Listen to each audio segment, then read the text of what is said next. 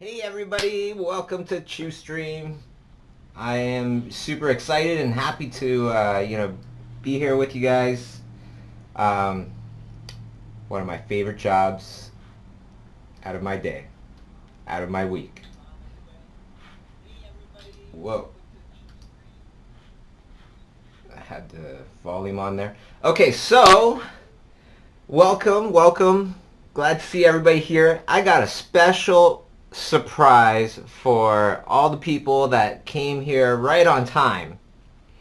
Something, recently, well, actually a few months ago, we moved into a new studio about half a year ago. Our old studio, there was a lot of stuff, and only now are we actually getting through the process of organizing all that stuff.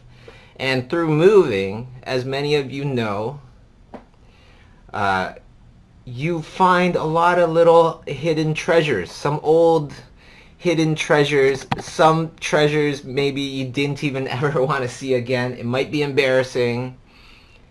But what I found, one of the things I found, was my old digital paintings.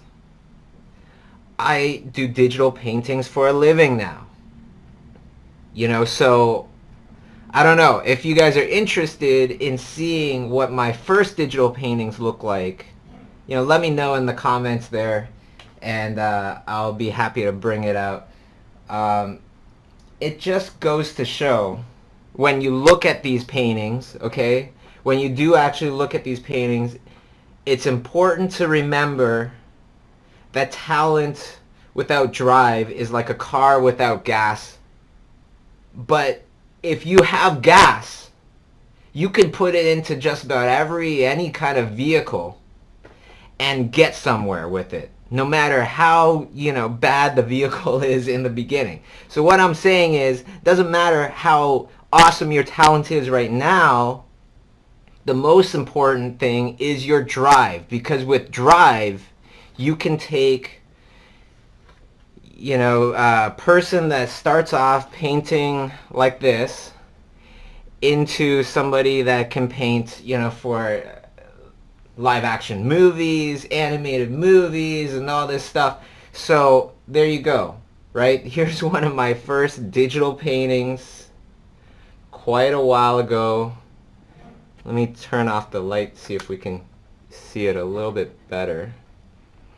But suffice to say that it's not very good. Definitely not what I do now. So, I figured I'd just show you guys. It's a monkey in a tree. Here's another one. This one is, I think, when I first got an actual tablet. This is the first thing that I painted. Really bad. It was from I think it was actually from a how to paint book where you just follow along and you paint by colors. I'm just trying to make sense of the world at this point. I'm just trying to make sense of why things look the way that they do. And obviously, at this point, I really have no clue.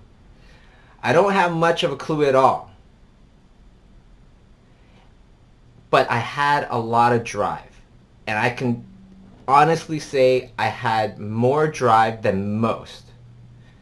And that's what's taken my art from these paintings to being able to paint, photoreal, out of my imagination, and just doing all sorts of cool things. Now, if you thought that the paintings were cool, then that's fine, but maybe it's just the camera's a little blurry or something. They're not that good. And yeah, if I looked at them now, I wouldn't really think much of those paintings right now. So I wanted to share those with you because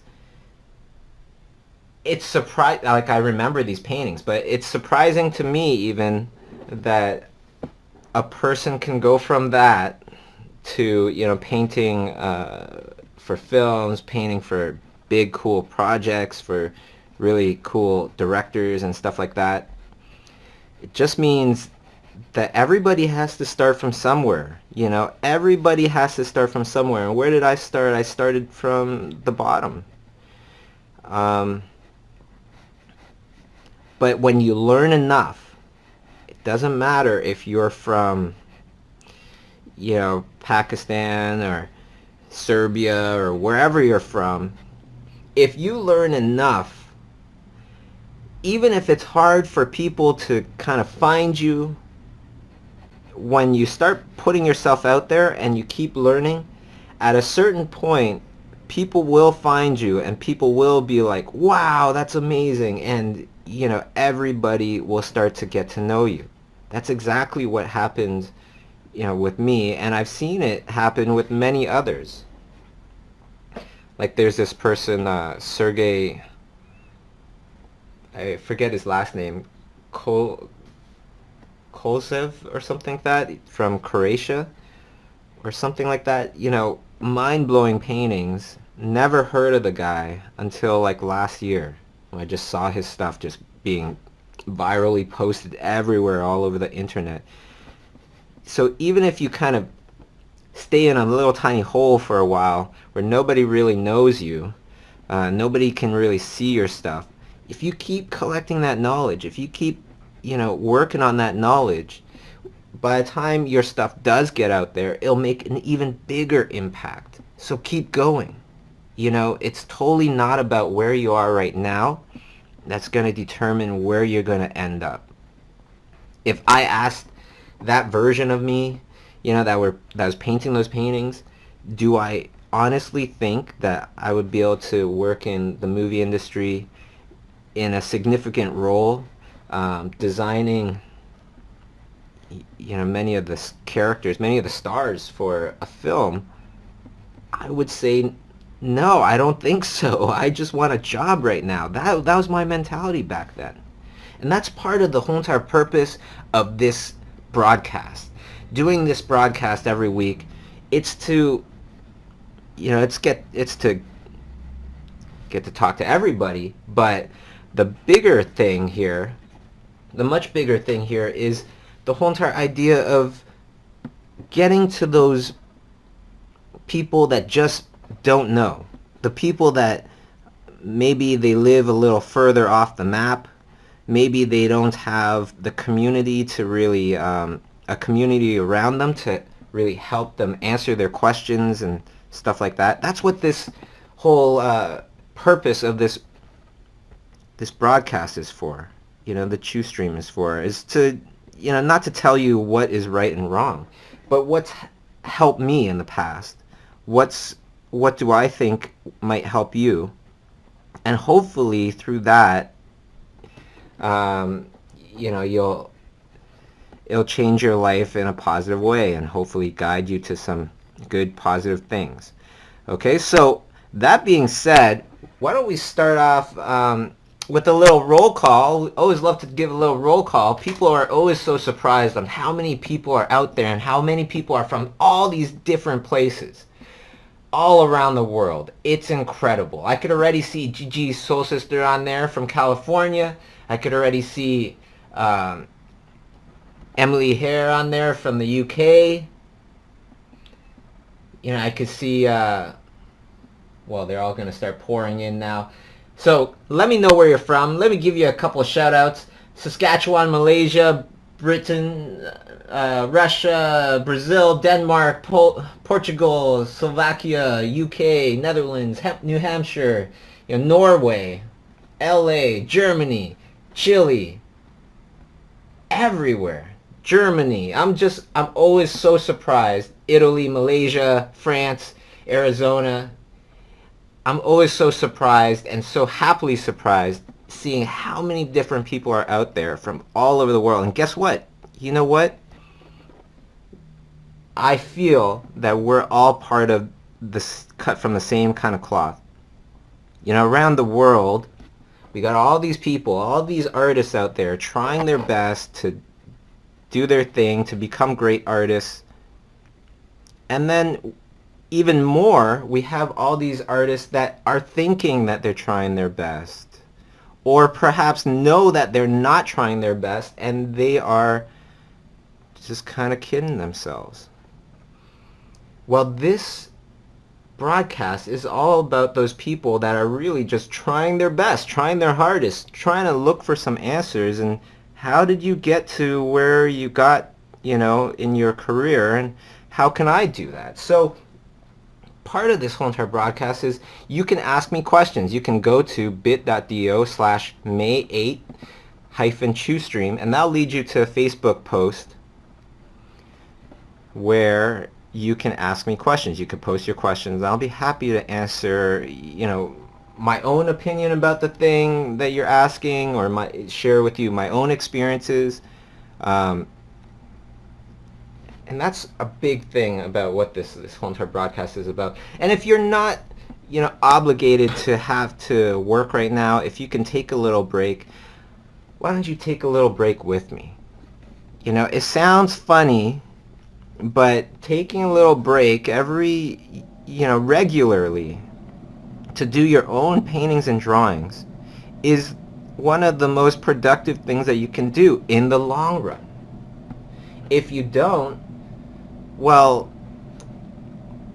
in the long run, you're not going to improve as much. You're not going to love art as much. It'll become more of just a job for you. And isn't that disappointing? Because none of us got into this whole entire business of art just because we thought, oh, it'd be a great financial thing to do. That's the most stable thing that I can think of. It's really all about the job for me. I just want a job, and that's why I'm going to become an artist. Nobody thinks that. We all get into this business thinking we really love art, and hopefully we can use this to do something with our lives where we can do more of it, right? And the art will help to support doing more art, hopefully, and that's a huge majority of us who got into the business because of that. Well, don't, let the job take over that love of art. That's a huge shame, right? Let's pick up that pencil, pick up that paper, and just draw something because you want to actually you just want to draw. You just want to improve your art. You just want to improve your skills. How did I go from painting something like this to painting, things that are much more cooler looking or whatever, much more skillful? It's not because I have born talent. It's not. I feel like I don't have much, natural talent at all, but what I do have is that kind of Forrest Gump ability to just focus on something and just keep focusing on it until it gets done, until I just, it doesn't matter if the reward is years from now. I could keep going. And that's a huge kind of secret to everything, because, we all have the same amount of time. Nothing is more precious than time, so use it wisely. Don't get caught up in the grind of things. Don't get caught up in the whole, where art becomes a job and stops becoming a passion. You'll really excel at your job if you keep it a passion. Right? That's what's going to make you just keep painting when you're done painting. When you're done your job, you're still going. That's what will make some of the best pieces of art really come out and be produced. Some of my best paintings that I really, really love are the paintings that I just painted for fun. Just had an idea and just started doing it. Think about what everybody else is doing right now. Think about what the hardest working, the biggest, baddest artists out there are doing right now. What do you think they're doing right now?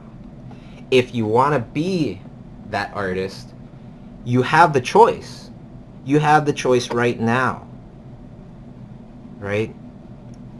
In order to be one of those kind of artists, you gotta do what you think that those artists would do. But the main thing is that we all have to remember is that it is a choice. It is our choice. Okay? And it's all possible. Because it's really the drive that will move those abilities to new heights, new levels. Okay, so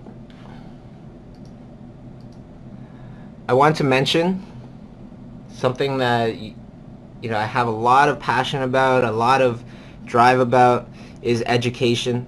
And Sketchbook Pro, or Sketchbook Express, I should say, it's the free version. They're throwing an art contest. They've been doing an art contest for a while, and asked Schoolism to help out, which of course we're really glad, really happy to help out. The prize is free Schoolism classes, $2,000 worth of free Schoolism classes. You could check out more details at schoolism.com. And one of the other prizes is that I'll actually be looking at some of the winners and giving a critique. Hopefully I'll even have time to do some paint overs. That'd be really fun. Yeah. So the other thing is, if you want to win this little drawing that I'm doing here, all you have to do is share, go to this link on Facebook, bit.do/May8-Chiustream. That'll lead you to a Facebook link. Share that link on Facebook for a chance to win this drawing. Or if you have no Facebook, or if you just want to have a bit more chance, you can also share this broadcast on Twitter and just _Chiustream with a link to this broadcast. Okay? And I will pick somebody at the end of the stream to give this drawing to. And big shout outs to all of my former in-house workshop students. I see a whole bunch of you guys out there. I see Mara, Mika Madden, and Shran out there, and a whole bunch of people. So it's great. It's always so great to see you guys. I feel a little bit more connected, a little bit more, closer to you guys that live so darn far away whenever I see you guys on the stream. So big shout outs to you guys. Now let's go to, I see Y-Kid out there, right on. Let's go to some of the questions, and of course Anna Maria, give her a big shout out. Okay, so you often mention animation in your Chiustream. I know you worked as a character designer many times. Have you ever worked as an animator? No, I haven't. A little interesting side story about that is, I studied animation. I studied animation at Sheridan College. I don't do animation anymore, or I never took up a job in animation. A lot of times this happens to people where they're learning in school. They're learning all these things, right? And you don't know what you want to do when you graduate. That was my case. I didn't know what I wanted to do when I graduated. I just knew that I wanted to do something in art, hopefully, something in movies, but if I just got, something in television, that would be just as wonderful. I didn't really think about, what kind of big dreams did I want, because I never really thought that they were possible at that time. But I did keep trying. I did keep moving forward. So, animation, right?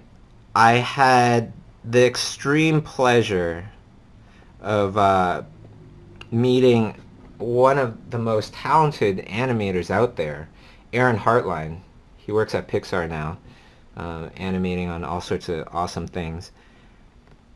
I met him as a student. I was a student. he was a recruiter. He was coming in representing Blue Sky Animation, another great studio. And I befriended him, just started talking with him, kept in touch. He was so nice. He is such a nice person.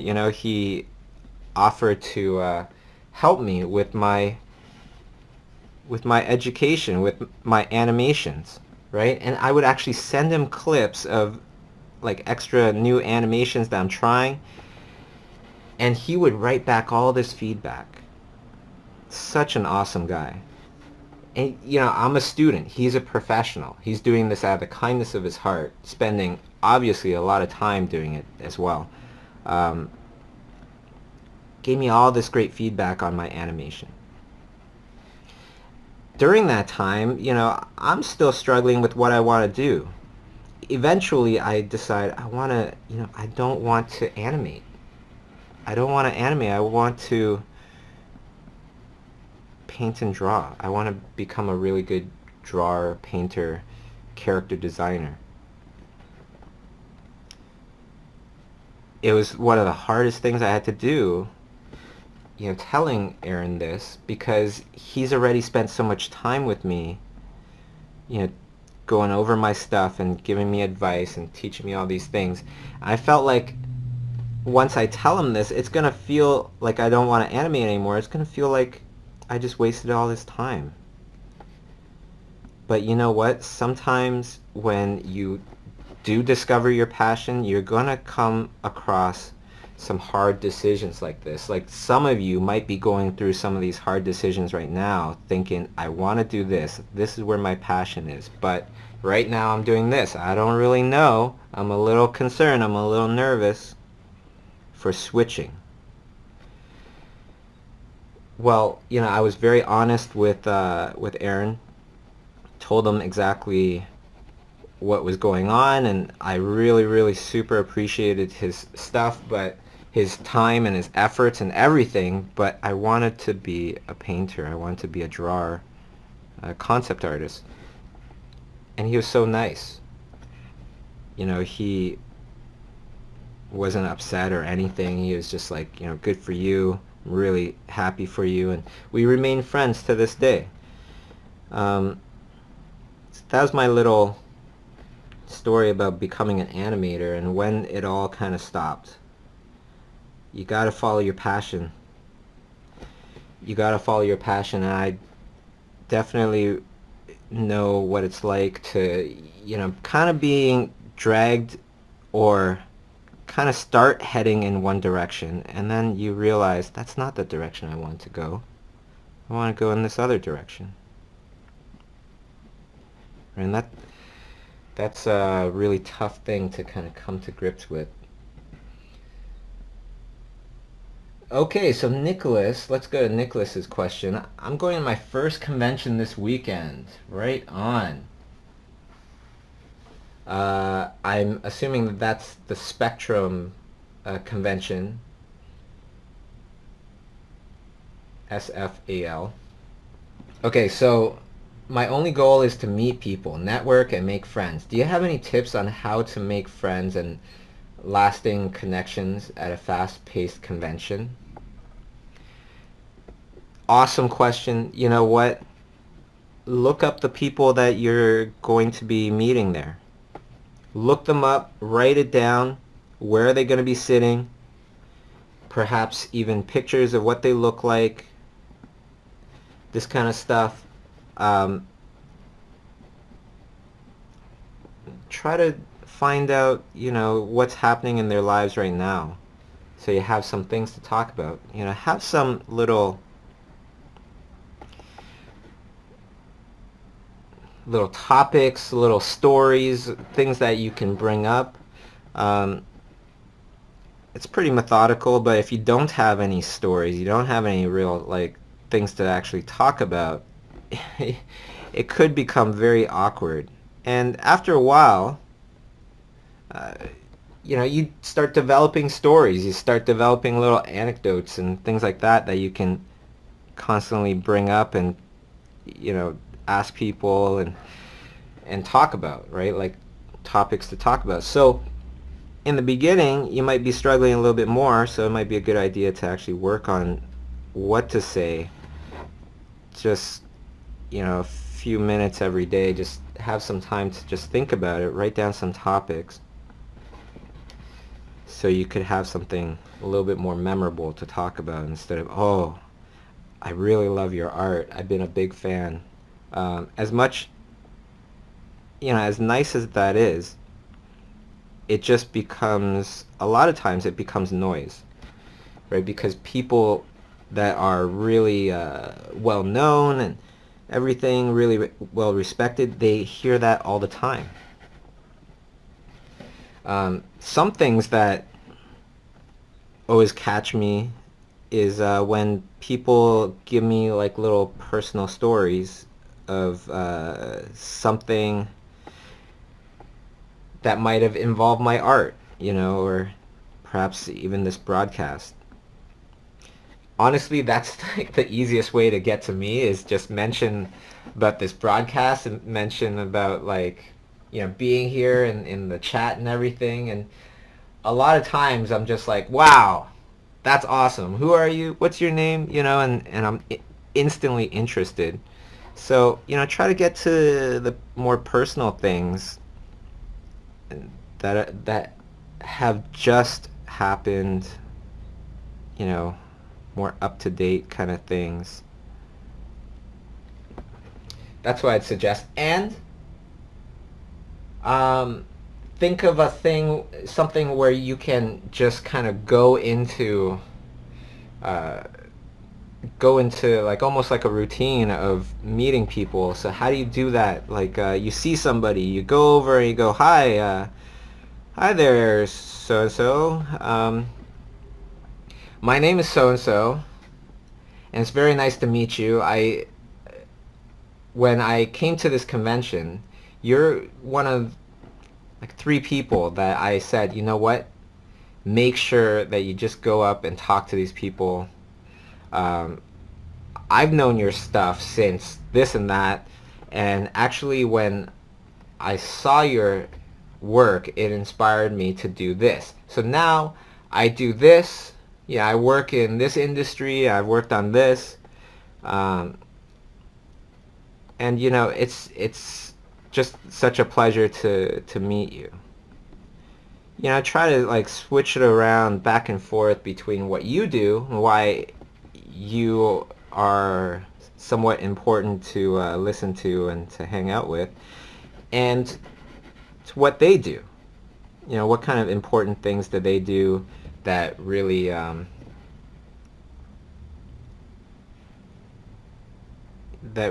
would make them feel good when they hear it from you.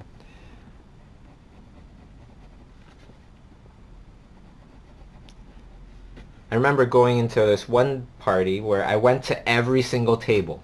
I went to every single table and introduced myself and made sure that I talked to everybody.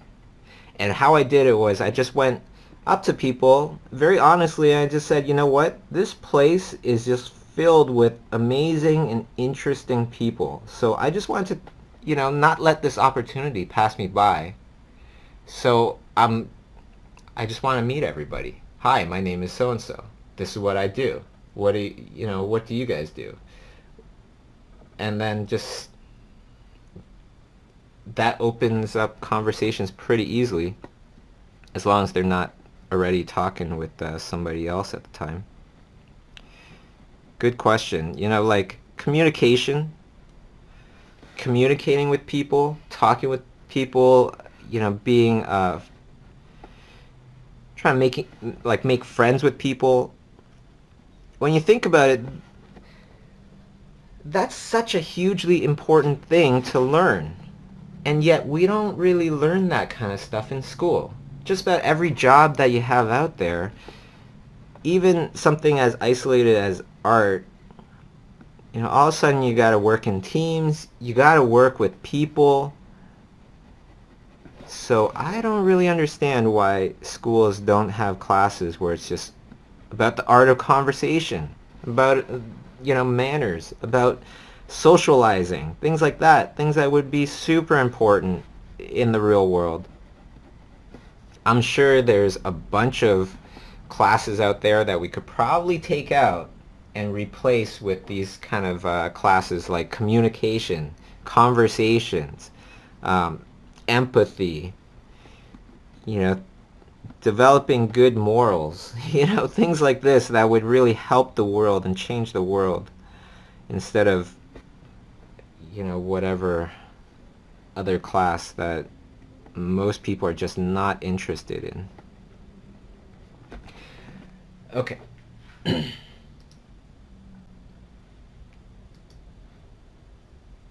Joan asks, do you think it's good to be sort of a jack of all trades to get more clients, or focus on the things you do best or enjoy the most of?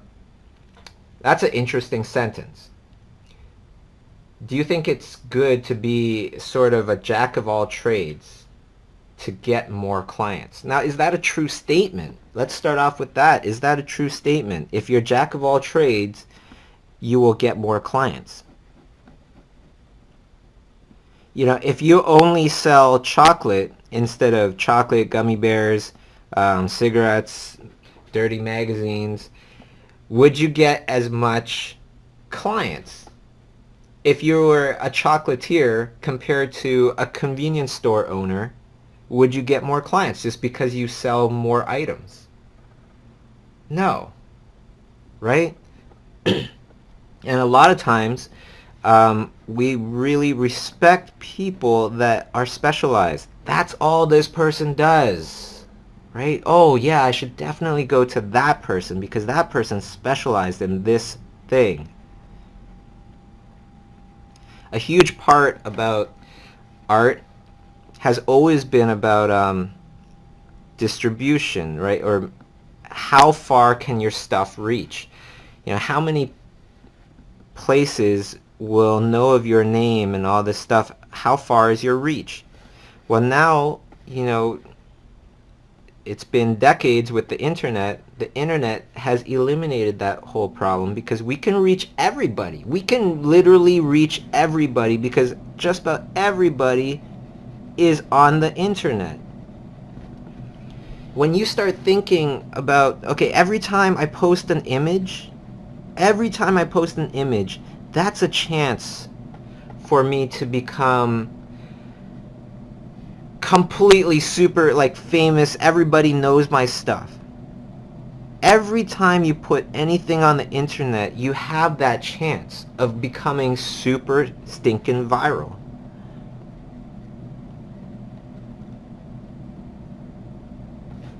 Now think about, how important is it to put things on the internet and how much thought you would want to put into it. Because if you can really kind of create an image for yourself, create this is what I do. This is what I specialize in. Like for me, I paint creatures all the time. I put them on the internet. Everybody knows that I like to draw creatures. So do I get asked to do anything else? Actually, all the time. Yeah, I really love your creatures. So I was thinking, I have these characters where they're, Russian scientists and this and that, and they're not creatures. Can you do it? I'll get that kind of stuff all the time, even still. But more than that, I would get offers to do cool creature projects, which, I love. So specialize to get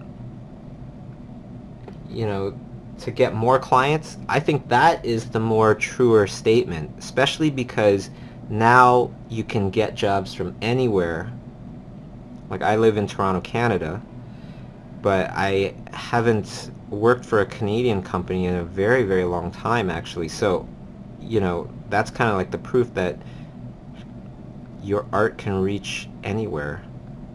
So if you specialize, even though you might be only doing, less variety of jobs, if you specialize and you become known for it, you'll actually attract even more jobs. as funny as that sounds. And then after that, what I would do is, if your ultimate goal is to become jack of all trades, that's great. Then start to specialize in something else, and then another thing, and then another thing. And hopefully these things can be close together. So for example, perhaps you start off with creatures, then you start to go into more like sci-fi kind of stuff, futuristic kind of stuff, because in the future maybe there's different kinds of creatures in space or whatever, Star Trek, that kind of thing. And you start to move, sidestep, right, to expand what it is you're an expert in. I don't like when schools or teachers might tell you, yeah, you want to be a jack of all trades, because then you'll have the most chance to be employed. Yeah, you might be, even though I totally disagree still, you might be more employable, but what are those jobs? If you're not absolutely awesome at those things, and you're just kind of a jack of all trades, kind of good at everything, not great at anything, you'll get bad jobs. You'll be a gap filler. You're there to fill in the company's gaps like a plumber instead of an architect, right? So unless you truly are awesome at everything, then you become, indispensable. But to get to becoming awesome at everything, best way to do it, I think, is just to become awesome at one thing, and then another thing, and another thing. Don't try to do it all at once, because it'll take a much longer time, right? It'll take a much longer time to kind of get good at everything if you're trying to get good at everything. If you're just trying to get good at one thing, it'll take you a lot less time. Pretty logical.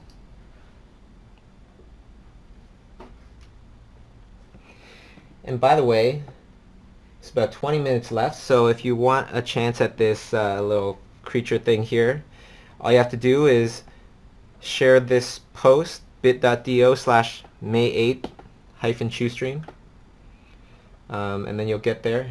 You'll get to the Facebook page. Share that Facebook page for a chance to win this.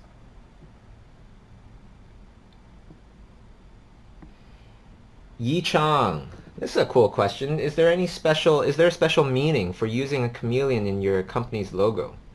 Definitely. Well, one, there's many different parts to this. So one is that the chameleon is such an interesting, fantastical creature. Like when you look at even like real footage of a chameleon, it doesn't look real almost. It looks like it's fictional. Such imagination, right? And then the whole entire idea of Imaginism is that you're getting us not because of our technical skills, even though we have technical skills, but you're hiring us for our imagination, our creativity. What better kind of mascot to pick than a wonderful chameleon? And chameleons, they can also change. They can also adapt. They can kind of conform to their surroundings. And so what does that mean as a character designer? Well, it means that I don't have to just give you my style. You don't come into the Imaginism house looking for an Imaginism movie, Imaginism characters. You come into our house, show us what it is you want to do, your story, and then we design a style for you, for your specific story, right? We conform to what it is that you want to do, what your story is about, and we change, evolve, and come up with something new. So there's many different little parts to the whole Imaginism logo, but great question. I like that. Justine McAllister, she asks, she asks, what's your advice for relaxing, winding down, and turning off your art brain so you can sleep at night? Yeah, tell me about it. I have that problem.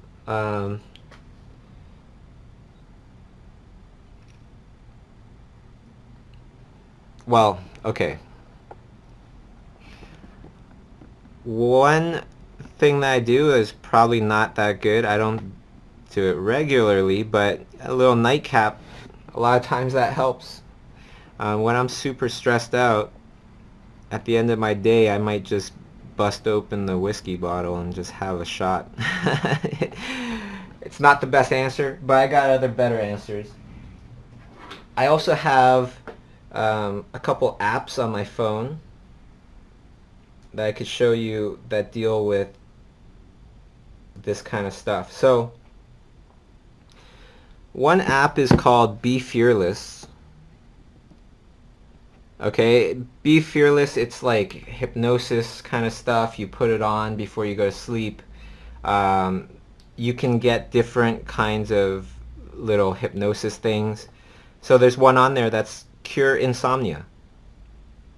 Right, and I play that, I put on the headphones, I listen to it, and it helps.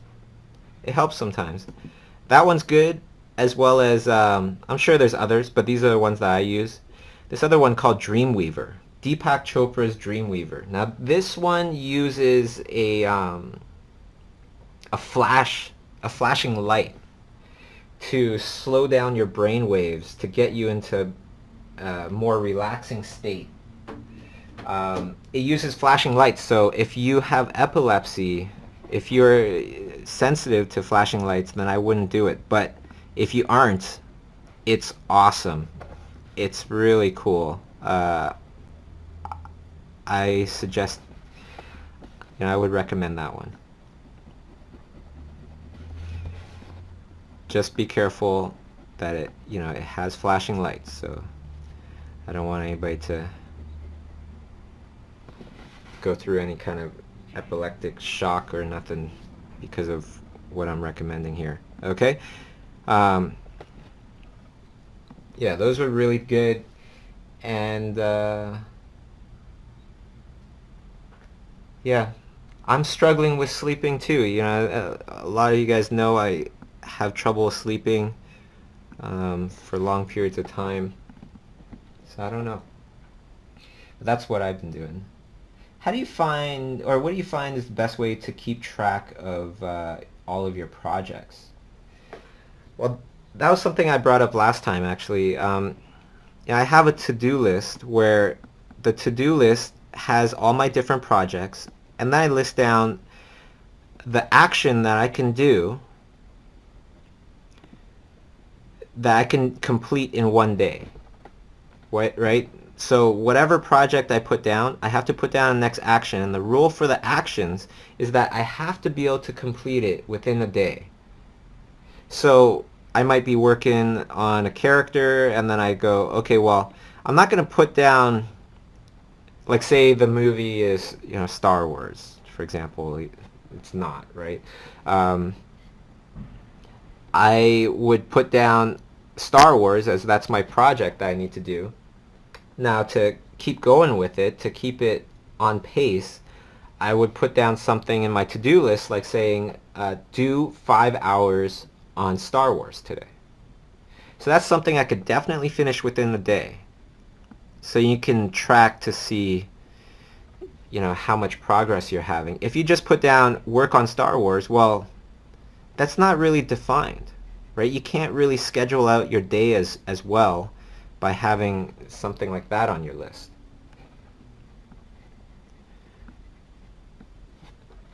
So I would put down everything that I need to remember on my to-do list, and that way it really helps. Actually, it helps me sleep better because I know that I don't need to remember everything. So everything's all organized, and I know that if I forget, then I could always go back and find whatever it is I need to do today. And that's been such a huge help.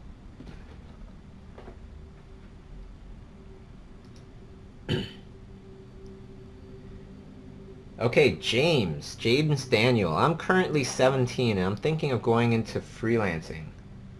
My 3D art and 2D art are at a fairly decent level already. I really love doing both. What I was wondering is, should I focus on one or the other if I want a career? I don't want to limit myself by doing only 3D or 2D, but I don't want to be seen as a jack of all trades, master of none by doing both. Really good question. You know, you could go by about it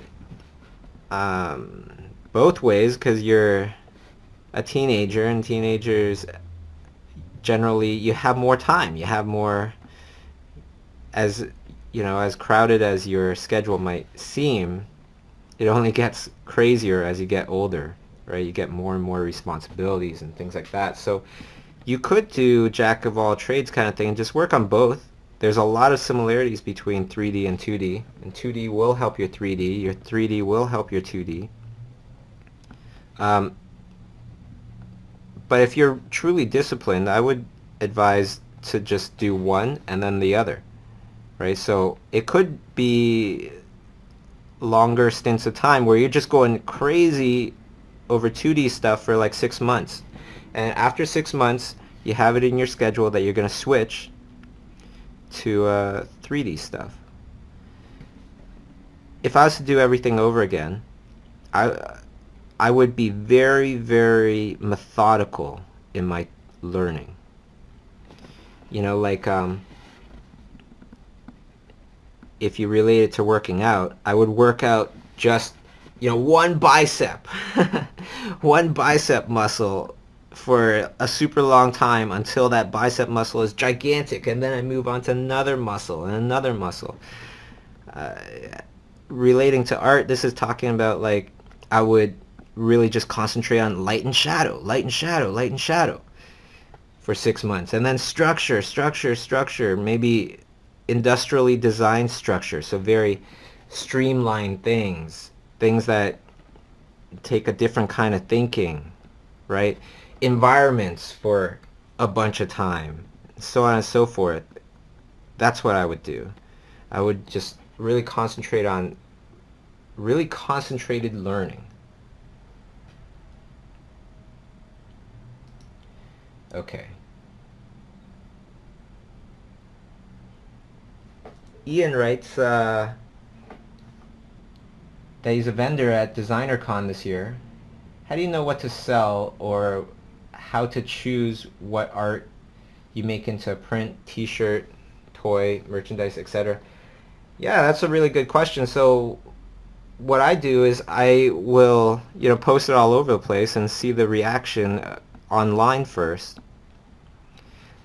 It's not foolproof because some things get a lot of good, you know, reactions online, but don't sell as a t-shirt or a print. And then some things, it's the exact opposite. It might not get actually that much traction online, but it sells really, really good as a t-shirt or a print or whatever it is. So you just take your best guess, you know. What I do is, if it's a print, I try to think about it and go, okay, well, where would this print go? In what kind of person's house? You know, what does this person like to actually buy this print and put it in their house? What room would they put it in? And really think that through, because that's what they're going to be thinking.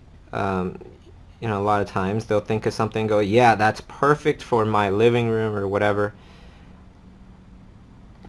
So I would look at my prints in that fashion, in that way, to determine what I'm going to make as a print or whatever else it might be. Try to make something that can be free, that people can take with them, that helps lead them back to your site. And try to get as many emails as you can.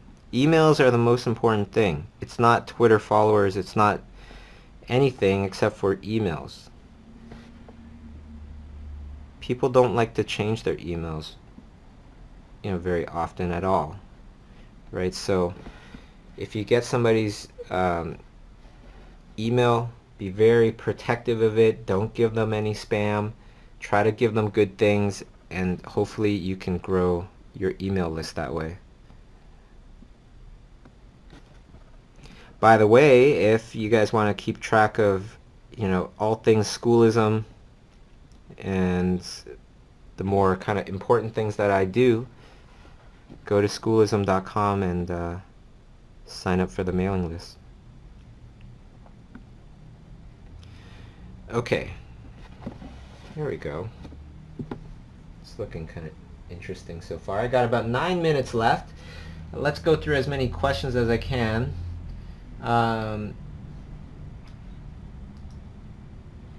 Okay, Adriana. Lately, she's been stuck at a job that she doesn't really like.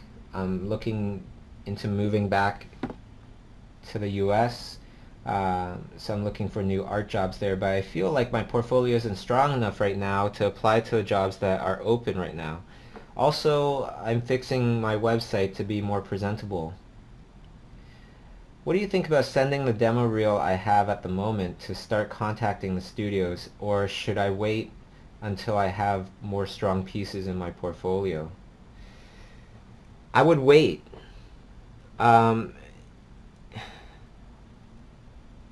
But first, you got to think logically about your opinion. If you're too hard on yourself, like myself, I feel like I'm not very hard on myself. So if I think that, then it's probably a good idea for me to keep working on my portfolio a bit. But if you are really hard on yourself, you just might be just hard on yourself. So maybe you should go out and look for a job right away. Personally, I know this isn't how everybody does it, but personally, I believe in the philosophy of when you don't have a job, you work twice as hard to learn, to improve, and start putting everything on the internet. Put 3 times, 4 times as much on the internet if you don't have a job. And the internet will tell you when your stuff is awesome. And it will attract jobs. If you're at a certain level, it will attract jobs. And that's exactly how we started. That's exactly what we did. Conventions also, I feel, played a big role in it. But it's kind of like a more touchy subject, I guess, but we never actively went out there to look for jobs. I've never actually gone out there actively looking for a job. I would spend much more time just on my own art. Because number one, I'm not wasting my time now. Now I'm being very productive. I'm doing things that are going to improve my skills as I'm doing more art. And when I put it out there, like I said earlier, it has a chance to really reach the world. It has a chance to reach so many more people out there. And when somebody stumbles upon your stuff and they're interested in you doing work for them, it's so much better than if you bring it to them and you show that you want to work for them. You're just not seen as important. It's much better if they come to you. So, how do you get them to come to you? Think virally, keep making art, keep progressing, keep learning. Every time you don't have a job, go crazy with the education. And not only is it going to help because you're doing a lot more art, you're producing a lot more art that you could post, but you're improving your art at the same time. Okay. Scroll down a little bit. Hey, so I'm suffering from some nerve problems on my right hand to my neck. Oh my goodness. I can't stay in the computer for 5 hours straight painting. I do exercises and stuff, but still, I'm 21. I'm worried about the future. Holy smokes. Okay, well, you know, I had problems. People that know I've had problems with my arm for years. For a few years, I was wearing a brace, right? Sometimes I still do. Little arm brace. But, you know, nowadays, I don't. And I've tried so many things. I've tried acupuncture. I've tried massage. I've tried, you know, all sorts of things. Okay, so what has really, really helped me is this thing. It's called gua sa. So it's a Chinese thing. So if you can kind of picture all your blood vessels, all your veins, right? They're kind of like tubes that run along your arm. And when you have bad wrist problems and things like that, the circulation in these veins, it's not good. The blood is not flowing as easily. It doesn't flow very well at all.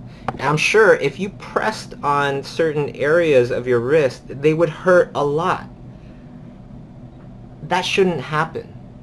That's because there's a lot of pressure there with the blood and all this stuff. So what you do is you can use just like a ceramic spoon if you want. You just put a little lotion in the affected areas and you just go like this. So the lotion is so that you don't harm your skin, right? Because you're kind of scraping the skin. So that this way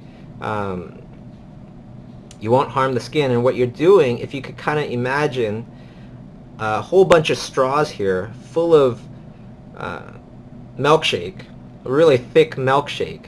So the circulation is not that good. You go like this, you're starting to push that milkshake through the straws, right?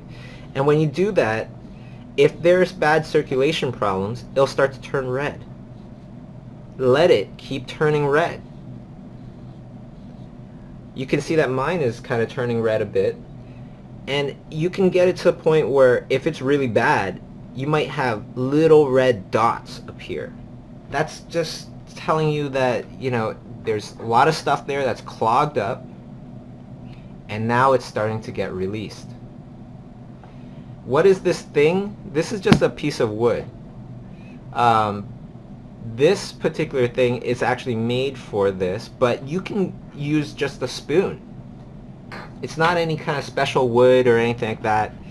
You could just use a spoon and do that, and you'll see, wow, there's huge benefits. So what will happen if your arm is screwed up is you'll have all these little red dots. It might even form a bruise, a really just red bruise, but it'll go away within like 2 or 3 days. Yeah, this is totally traditional Chinese medicine kind of thing, but you're not eating any chemicals, you're not eating, you know, any drugs, you're not going through surgery, because once they cut some tendons, you're screwed. You know, this kind of stuff won't help you anymore.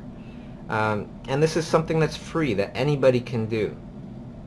So what I did was I did that, and I got acupuncture, and I got this thing called, I guess it's called acupuncture cups, where the doctor, he would poke little tiny holes, cut little tiny cuts, and use a cup and suction, like with a gun attachment kind of thing, and suction parts of my skin to draw out the blood even more so that it circulates even better. But my case was very severe, very, very severe. This will help most people, okay? This will help most people with any kind of wrist problems, shoulder problems, You know, I would do this along your back as well, you know, along your neck area where you're saying your trapezius muscles. Work your shoulders, everything. That's a great question. I feel for you, you know, reading that, especially you being so young, only 21, Dean. Take care of yourself.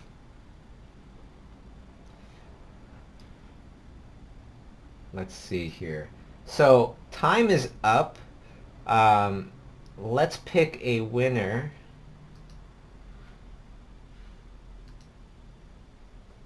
Okay, and let's see here.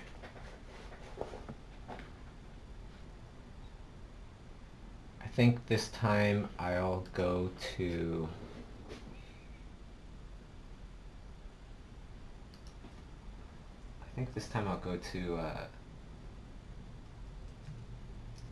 Twitter.